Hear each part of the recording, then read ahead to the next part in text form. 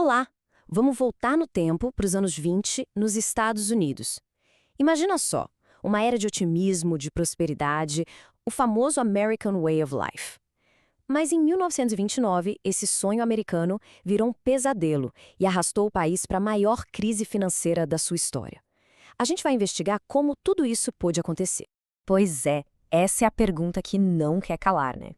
Como uma economia que parecia invencível, onde a riqueza parecia uma certeza, simplesmente desmoronou de uma forma tão espetacular? Vamos começar a juntar as peças desse quebra-cabeça. Então, para a gente entender essa queda, primeiro a gente precisa dar uma olhada no auge. Mergulhar na década de euforia, que sem que ninguém percebesse, estava plantando as sementes do próprio desastre. Olha só que contraste absurdo. De um lado, a Europa, ainda juntando os cacos depois da Primeira Guerra Mundial. Do outro, os Estados Unidos vivendo uma verdadeira era de ouro. Carro, rádio, cinema, a América era grande potência, com dinheiro sobrando. Tá, mas de onde surgiu essa ideia de que todo mundo deveria investir? Bom, tudo começou na Primeira Guerra, com os chamados Títulos da Liberdade. O governo basicamente pediu dinheiro emprestado para os cidadãos para bancar a guerra, prometendo pagar com juros. Foi a primeira vez que milhões de pessoas comuns tiveram contato com o mundo dos investimentos. E a escala disso foi uma coisa inacreditável. 66 milhões de pessoas, mais da metade da população da época, compraram esses títulos. Isso não só financiou a guerra, mas, mais importante, mudou a cabeça das pessoas. A ideia de que investir era para todo mundo nasceu ali. E aí, para botar mais lenha nessa fogueira, surge uma invenção que mudou o jogo: o crédito ao consumidor. De repente, as pessoas podiam comprar coisas mesmo sem ter o dinheiro todo na mão. Aquele lema, compre agora, pague depois, fez o mercado americano simplesmente explodir. E o que acontece quando a gente mistura crédito fácil com essa nova febre por investimentos? Todo mundo corre para um lugar só, Wall Street. E foi lá que o investimento virou uma verdadeira febre especulativa. Wall Street, naquela época, era tipo um clube do bolinha, sabe? Só para banqueiro rico. Até que um cara, Charles Mitchell, teve uma sacada. Ele viu potencial naqueles milhões de novos investidores e criou corretoras por todo o país, construindo a ponte entre as pessoas comuns e a bolsa de valores. E aqui está o pulo do gato. O que estava rolando ali não era bem investimento, era pura especulação. As pessoas não compravam ações pensando no valor real da empresa, mas sim na esperança de vender por um preço ainda maior logo depois. Isso foi inflando uma bolha gigantesca, totalmente desconectada da economia real. E para a gente ter uma ideia do tamanho do perigo, olha só esse dado. No final da década, 90% de todas as ações eram compradas com dinheiro emprestado. É isso mesmo. As pessoas pegavam empréstimos, compravam ações e esperavam que os lucros pagassem a dívida. Era um castelo de cartas pronto para desabar. E claro, no topo disso tudo tinha a chamada realeza de Wall Street. Um grupinho de banqueiros superpoderosos como o Thomas Lamont do JP Morgan, que manipulavam o mercado nos bastidores. Em público, eles diziam que o mercado se regulava sozinho. E o governo, o governo preferia não se meter. Mas olha que interessante. Teve gente que tentou avisar. O banqueiro Paul Warburg, um cara super respeitado, veio a público e disse que esse crescimento sem controle ia levar a uma depressão. E o que aconteceu? Ele foi ignorado, chamado de estraga-prazeres. Afinal, ninguém queria que a festa acabasse. O otimismo era tanto que a ideia de uma quebra parecia loucura.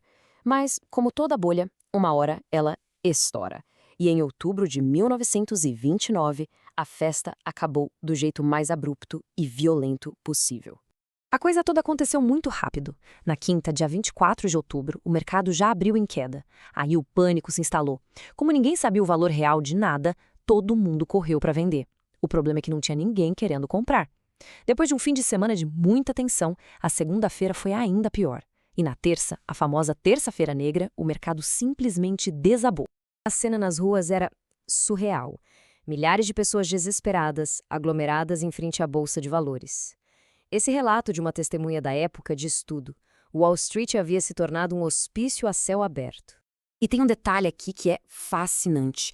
O Winston Churchill, que por acaso estava visitando Nova York, contou que enquanto o caos reinava do lado de fora, lá dentro da bolsa, os banqueiros agiam com uma calma fria, calculada. Eles sabiam que se demonstrassem pânico, seria o fim de tudo. A confiança era a última coisa que ainda segurava aquele castelo de cartas em pé. Mas a quebra da bolsa, acredite, foi só o começo da história. O que veio depois foi uma década inteira de sofrimento que não só mudou os Estados Unidos, mas o mundo inteiro para sempre. Em apenas 5 dias, 25 bilhões de dólares. Hoje, isso seria o equivalente a centenas de bilhões. Simplesmente evaporaram, viraram pó. Fortunas que valiam uma fortuna num dia, no outro não valiam quase nada. E aí a crise saiu de Wall Street e bateu na porta de todo mundo. Com ninguém conseguindo pagar os empréstimos, os bancos começaram a quebrar em efeito dominó. E naquela época não existia seguro de depósito. Ou seja, se o seu banco falisse, você perdia as economias de uma vida inteira, mesmo que nunca tivesse comprado uma única ação. A virada de chave só veio em 1932, com a eleição do presidente Franklin D. Roosevelt. O plano dele, o famoso New Deal, foi uma mudança radical. Pela primeira vez, o governo interveio pesado para regulamentar os bancos, criar um seguro para os depósitos, gerar empregos com obras públicas e, o mais importante, tentar devolver a confiança para o povo. Porque o estrago, claro, não ficou só nos Estados Unidos. O colapso de Wall Street foi como a primeira peça de um dominó gigante, que foi derrubando as economias do mundo todo.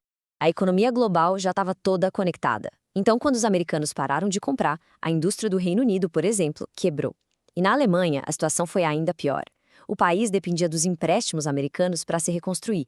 Quando o dinheiro secou, a economia alemã entrou em colapso, gerando desemprego e um desespero em massa. E todo esse desespero econômico, essa falta de esperança, abriu uma porta muito perigosa. A porta para regimes autoritários que prometiam ordem e estabilidade a qualquer custo. Na Alemanha, o extremismo de Hitler ganhou força. Na Itália, o fascismo se consolidou. A crise econômica mundial ajudou a plantar as sementes da Segunda Guerra Mundial. E no fim das contas, fica a pergunta, né? Foi uma falha do sistema ou foi a ganância humana que falou mais alto? Talvez um pouco dos dois, mas uma coisa é certa. Quem pagou o preço mais alto não foram os grandes arquitetos da crise, mas sim as pessoas comuns, que simplesmente acreditaram no sonho da prosperidade. Uma lição que, infelizmente, continua muito, muito atual.